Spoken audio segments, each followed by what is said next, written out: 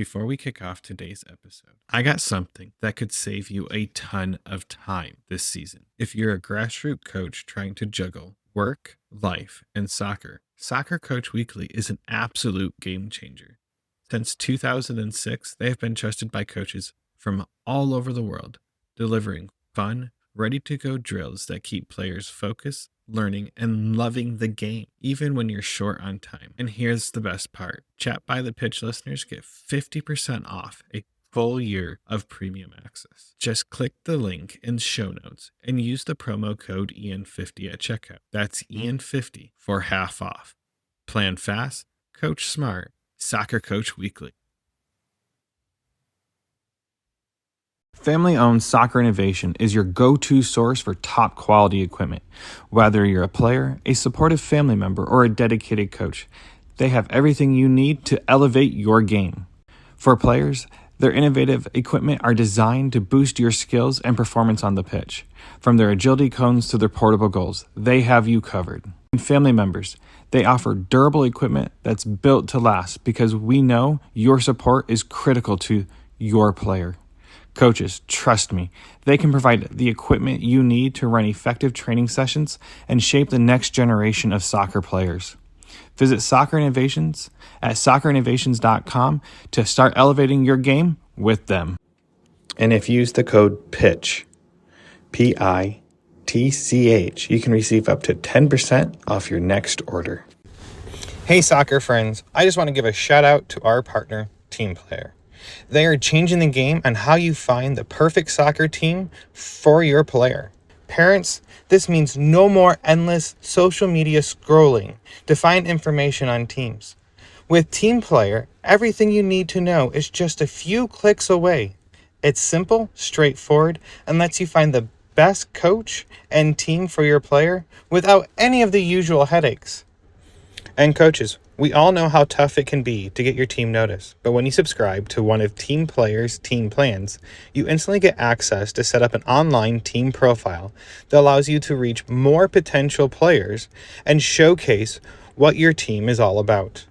It's super easy and lets players and parents see why your team could be the right fit for them. And if you sign up using the promo code PITCH, you can try any team plan free for 1 month. So whether you're managing a team or searching for one, come on over to www.teamplayer.us. That is TEAMPLAYR.US. And come give Team Player a look. I want to tell you about something I've used and I truly believe in. Replayer. It's a sideline camera built for youth sports. Just set it up, hit record, and it captures the entire game automatically. No chasing the ball, no holding your phone, just hands-free, stress-free recording. The in-game tagging is one of my favorite features. One tap, and you can mark a big goal, ankle-breaking moves, or a clutch tackle. Then pull those clips for later for review, highlights, or social media. And the live streaming's next level. A buddy of mine actually watched his son's game while flying cross-country at 30,000 feet. That blew me away. If you're a parent or coach at the field every weekend, Replayer is a game changer. Head to replayer.com. That's REEPLAYER.com. And I think you'll be amazed.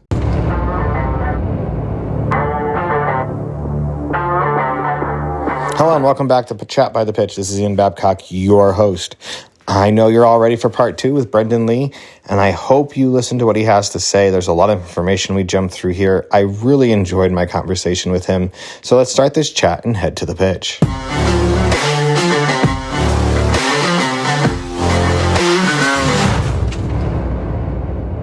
You said something. I don't know if you caught it. And I think maybe I'm just nitpicking here. You said if they don't love it, they can go find something else to do. Right. Yes. But I'm going to correct that because I think you're onto something here. If you're creating this environment where it's a safe place, they aren't coming for futsal anymore. They're coming for this mentor that's giving them advice on how to. They don't love futsal, but they love the idea this person's doing in this safe environment to learn. And honestly, if you have a program where it's a model where they can come and play futsal, and when they're sitting on the bench in between games and they're talking to this individual And this person's not coaching them anymore on foot. They're sitting there and inspiring them how to go to the next level in whatever it may be. If it's graphics design, or if it's photography, or if it's writing or coding, whatever it may be, because these people all have different backgrounds and you're bringing it into an environment where they can learn. I think you might have something here that will completely revolutionize how you bring sports here in the United States.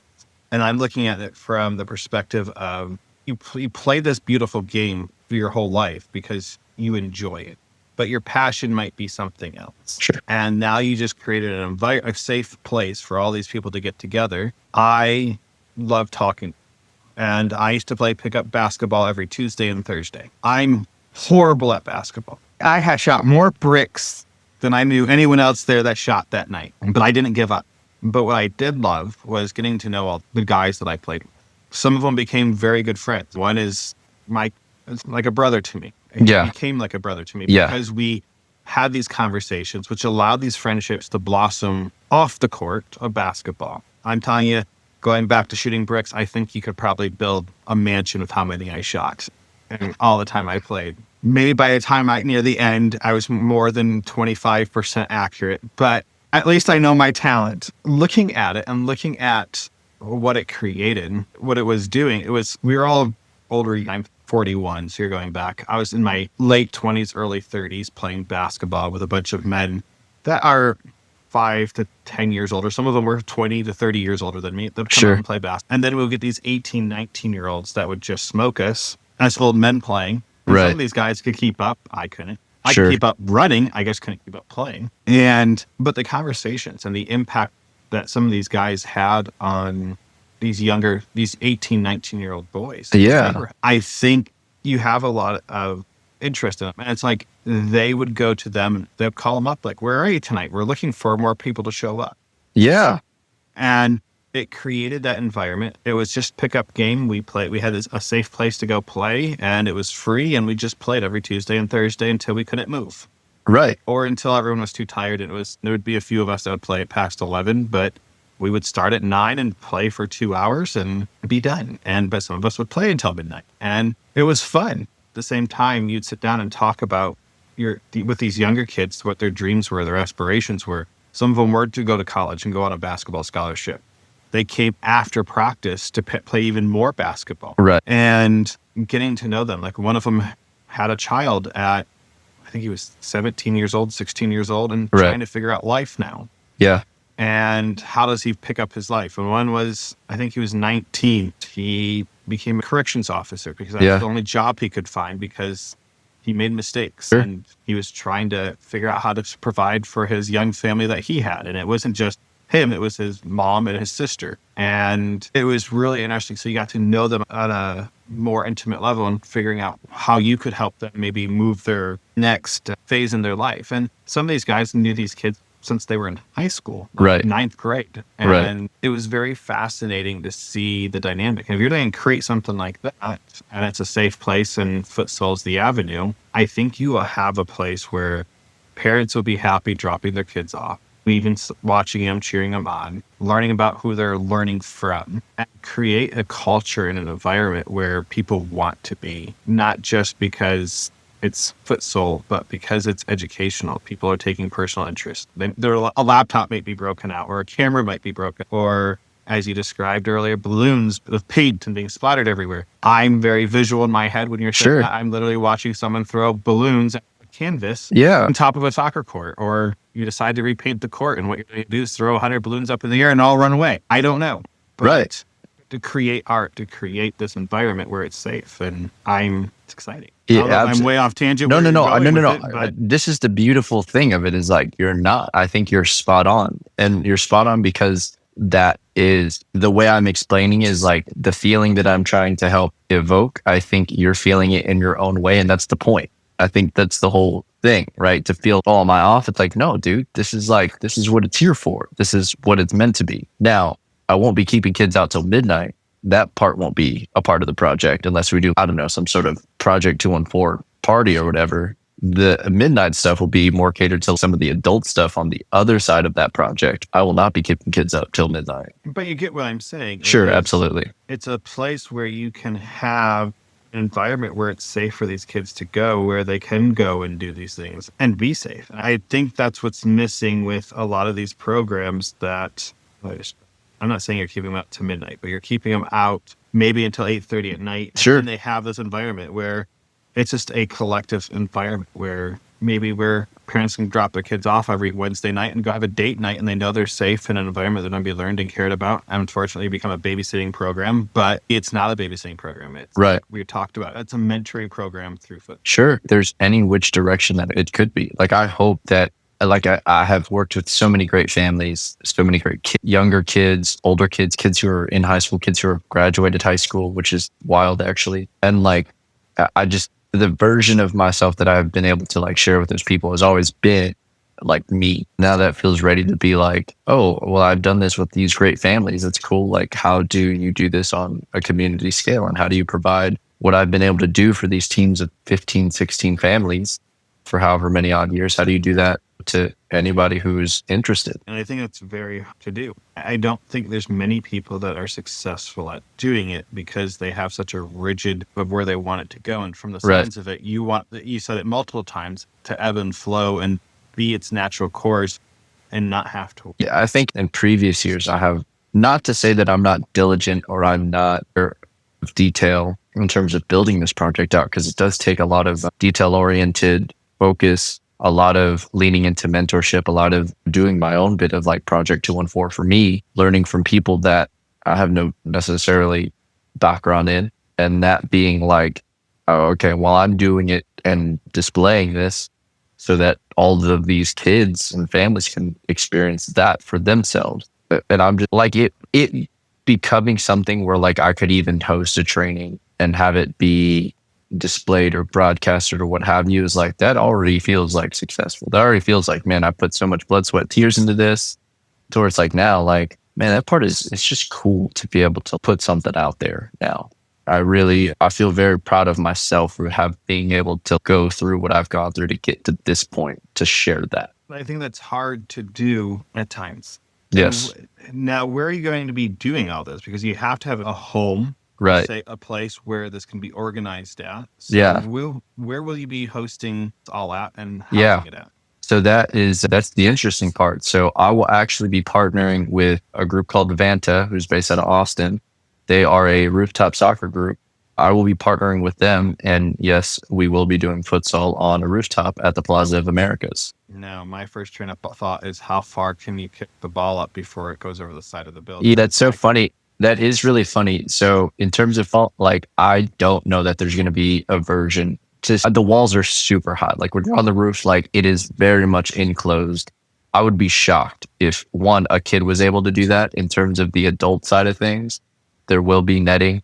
So it's not like we're kicking balls over the roof or anything like that. I hope none of the kids that I train or come out to training don't get curious and try to figure that part out. If they do, that's the point. Let's hope not. So what is the point, this company you're talking about? And we can talk a little bit about them. So they're a rooftop futsal facility, or what is small-sided soccer, futsal, kind of all encompassed in this like very, again, street style. I'm going to be repeating myself, and that's kind of where the strategic partnership comes into place. It's like they share a lot of the ethos and values that felt like right to me. And again, one of those things, like on this journey, finding divine intervention of like-minded individuals. They're out of Austin. I've gone to play pickup at their spot in Austin, and it is exactly what you just mentioned about your basketball. It is community.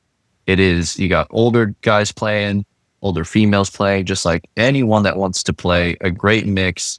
The environment is super healthy in terms of everyone high fives everyone. Doesn't matter which team you're on.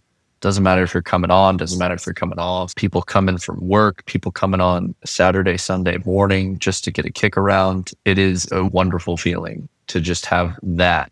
And it's a cool place to just be, to play. And I think in the Dallas, again, community in terms of like adult pickup, localized, small-sided soccer, I think Vanta is going to be a huge, huge component that is going to add some really cool flavor to, again, the landscape of things. And I'm really excited to be partnering with them. So you talked about their philosophy and ethos. So you mentioned the location. I have no clue where that is. I am horrible outside of my little bubble of Keller. That's all good. You mentioned what building will it be on top of again? Plaza of America.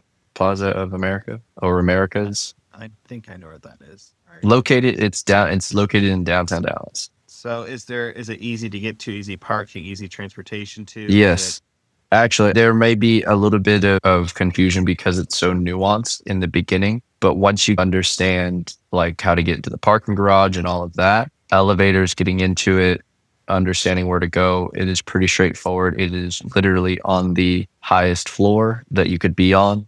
The entryway is, again, it's only so many places you could go on that highest floor, which leads to this beautiful outdoor space. So I think it'll be a little bit nuanced because everyone's either used to, like a city futsal and how that works, or like city futsal, Austin Ranch or downtown or Toca centers or all of that, where it's kind of like the layout is park and you go in.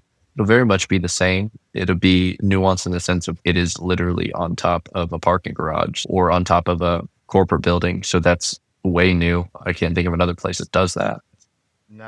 A bit unconventional, but again, I think the nuance of it will start to become more normalized for sure. Again, I really look forward to what it does for not only the kids, but also for the adults too. Nice, because we don't get much foul weather here, bad weather with rain or whatnot. Sure. Will that deter sessions, or will you have an indoor portion where people can go and have the chats where if they can't play that night? Or my train of thought is those chilly nights, you don't want to be sitting outside waiting between your games. Or will you? I don't know. I don't know. I mean, In terms of, depending on the age group. Yeah, in terms of contingency plan, again, I don't know. This is such a nuanced thing. I'm not really sure. I can imagine that inclement weather obviously makes it very difficult for us to play. Again, contingent upon what that weather looks like and what that backup plan is. My hope is to have a contingency plan at a local indoor gym. I think community. So again, the affiliation with perhaps a school or something like that would be my go-to for something like that. But again, it's not that it's not been thought about. I just don't know because I'm not sure how that's going to be. Based on intuition, I think that's a sound thought process. Rain probably does make it a little bit more difficult. I don't know. There is a version of me that's, people elsewhere play in the rain and do it, and it's like that feels like culture too, but at the expense of maybe kids slipping and sliding and getting hurt. I don't know to what extent that families are willing to do that, or even that I'm willing to kind of push the envelope. That feels like a cool thing, but again, that one's a tough call. It's a really tough call. No, you're good. You're good with it, because at the end of the day, I think it goes back to what you're trying to create. It's creating that culture, that environment. If you could just find a parking garage where you can just clear out a small section, you can go play in a parking garage when there's weather. I've never understood why some of these parking garages have never, what's what I'm looking for, leveled out a section and made it into a futsal court, because you don't need the height. You just need a nice smooth surface to play on and running around. And if it's blocked off and safe from being hit, you're good to go. Right. Some netting up where there's the holes where the ball can escape through, but other than that, you're good to go.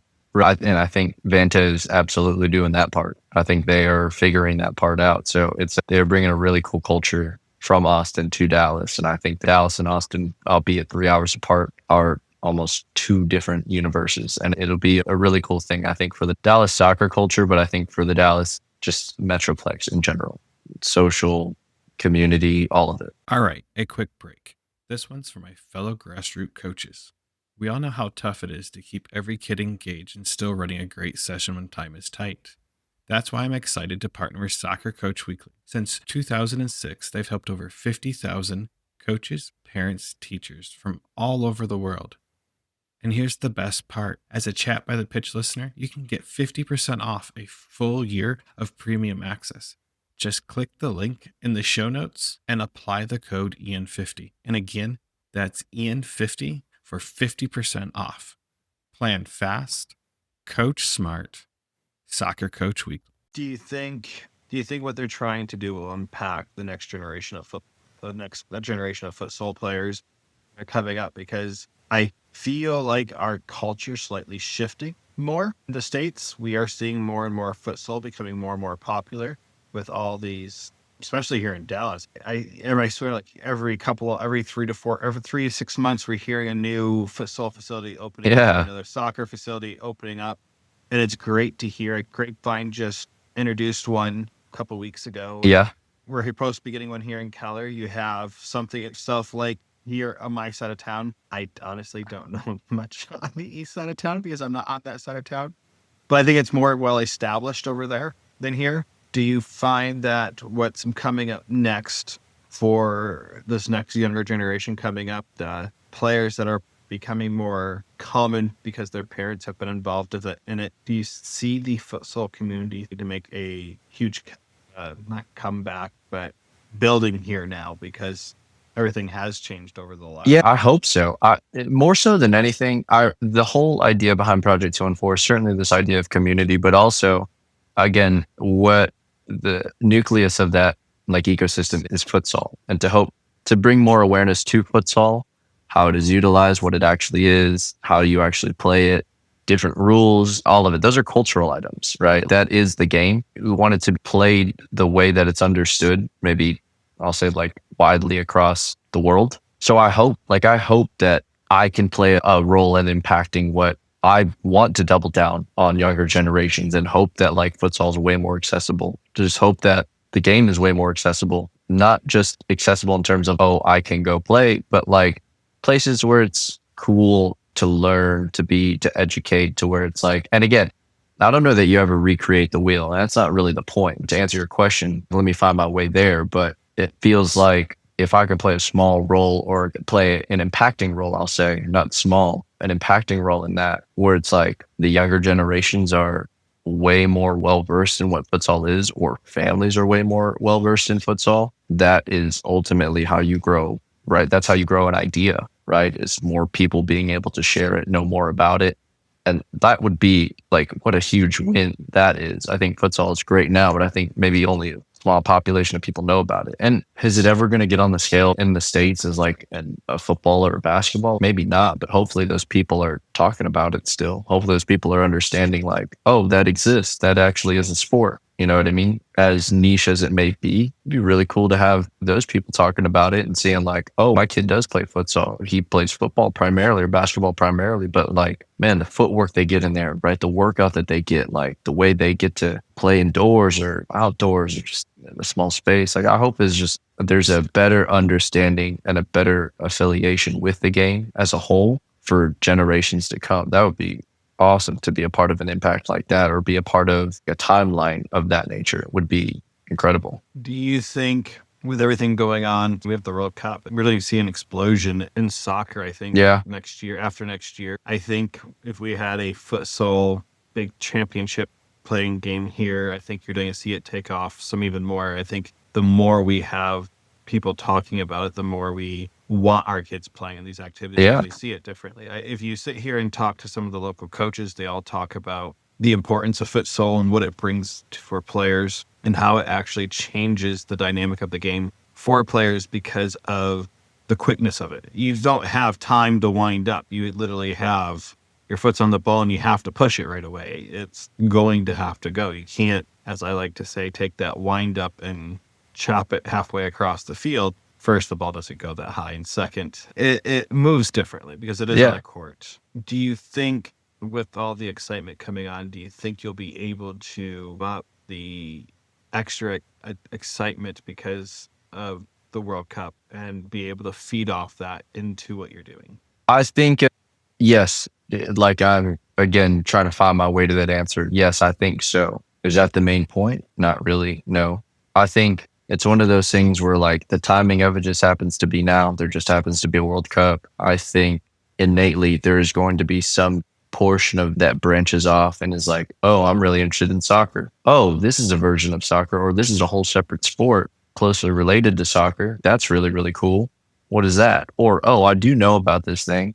Awesome. Like they have this here. I think more for, again, having, if people were here for the World Cup and knew about soccer and knew what that was, I hope that at some point along the way that futsal as a sport would come across their news feed or their algorithm somehow, and they'd be able to come across Project 214 or Vanta. I think that's going to happen. You could call it strategic. I think with how big soccer is and how big it's going to be here in the next year, I think it's inevitable.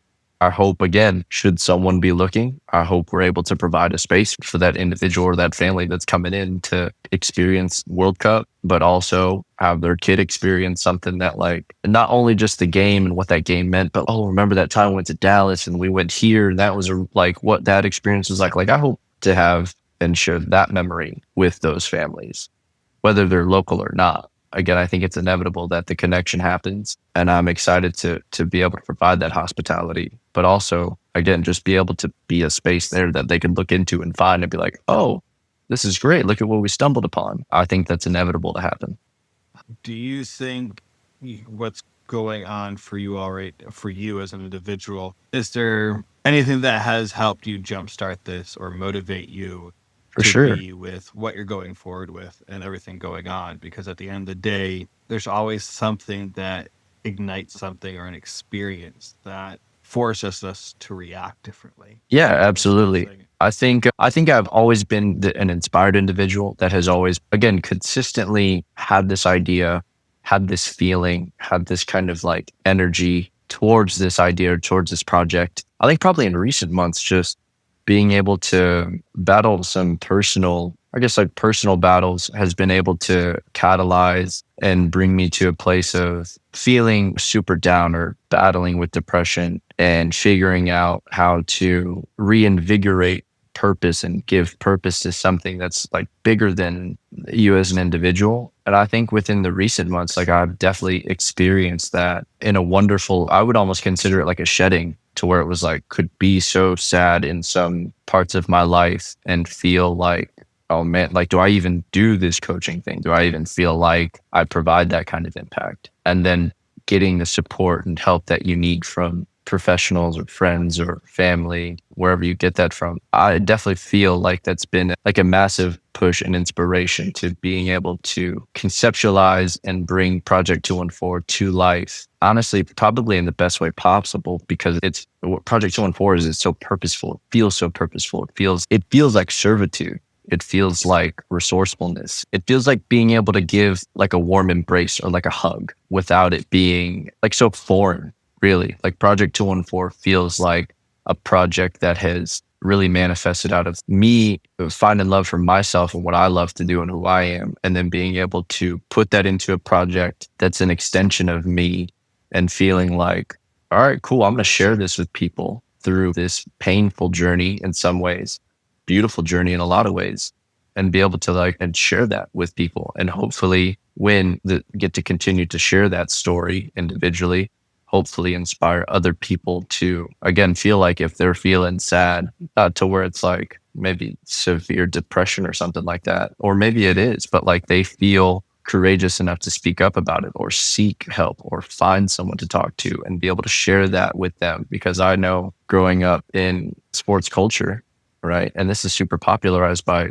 many athletes across all professions, where it's like, man, it's a heavy thing. It's a heavy thing to deal with. And it's not even sports related sometimes. Sometimes it's just the way you were brought up. It's the life experiences. And it can be heavy to carry sometimes. And I just want it to be, for me, it has been okay to voice that, share that, create this, again, like shedding into this new version of me and create this project that feels like, again, it feels like through this wonderful journey of figuring it out. Now, this is cool. This is ready to share, ready for me to give this to everyone, a piece of me that's okay. We'll see where it lands and how it goes. But I feel most importantly, one, with the idea, the concept of it, and then feel really, really amazing about sharing it too. Awesome. Is there anything that you would like to share that we have not covered yet that helpful for the audience to understand or to see that we have missed? Or I think you just stay tuned we talked about a lot of great things, actually. Definitely stay tuned for what Project 214 is doing. Everyone go follow Project 214 on Instagram. Vanta as well, Vanta Athletics.